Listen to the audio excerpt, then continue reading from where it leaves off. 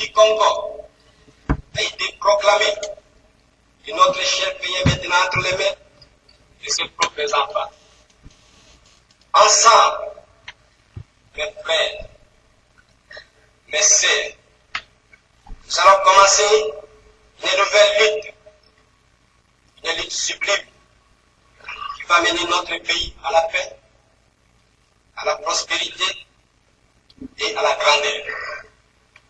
Nous allons établir ensemble la justice sociale et assurer que chacun reçoive la juste rémunération de son travail.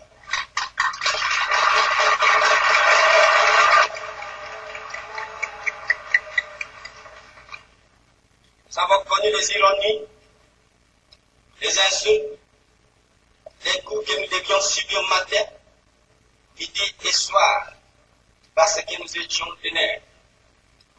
Qui oubliera qu'à un noir, on disait tu, non certes comme à un ami, mais parce que les voix honorables étaient réservés au seul blanc. Nous avons connu que nos terres furent spoliées, pour des textes prétendument légaux, qui ne faisaient que reconnaître les droits du plus fort. Nous avons connu que la loi n'était jamais la même, selon qu'il s'agissait d'un blanc ou d'un noir, accommodable pour les uns, cuillère inhumaine pour les autres. Nous avons connu les souffrances atroces des relégués pour opinion politique, pour croyances religieuses, exilés dans leur propre patrie. Leur sort était vraiment pire que la mort elle-même. Nous avons connu qu'il y avait dans les villes des maisons magnifiques pour les blancs et des paillotes coulantes pour les noirs. Que les noirs n'étaient admis dans les cinémas, ni dans les restaurants, ni dans les magasins européens. Que les noirs voyageaient à même la coque de péniche, au pied du blanc dans sa cabine de luxe.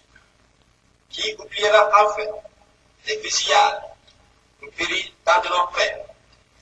Les cachons furent brutalement jetés, ceux qui ne voulaient plus se soumettre au régime d'injustice, d'oppression et d'exploitation.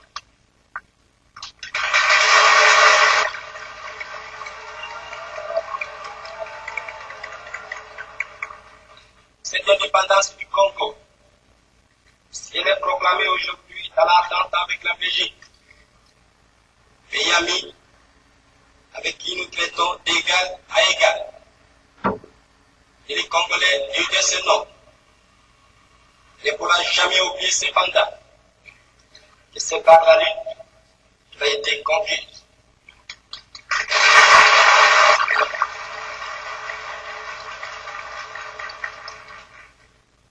Une lutte de tous les jours, une lutte ardente et idéaliste, une lutte dans laquelle nous n'avons mélangé ni nos forces, ni nos privations, ni nos souffrances, ni notre sang. Cette lutte fuit de larmes, de feu et de sang. Nous en sommes fiers jusqu'au plus profond de nous-mêmes, car c'est une lutte noble et juste. Une lutte indispensable pour mettre fin à l'humiliant esclavage qui nous était imposé par la force. Ce qui fut notre sort à 80 ans du régime colonialiste. Nos blessures sont trop fraîches et trop douloureuses encore pour que nous puissions les chasser de notre mémoire. Quand nous avons connu le travail harassant, exigé en échange de salaire, ne nous permettait ni de manger à notre faim, ni de nous vêtir ou nous loger décemment, ni d'élever nos enfants comme des êtres chers.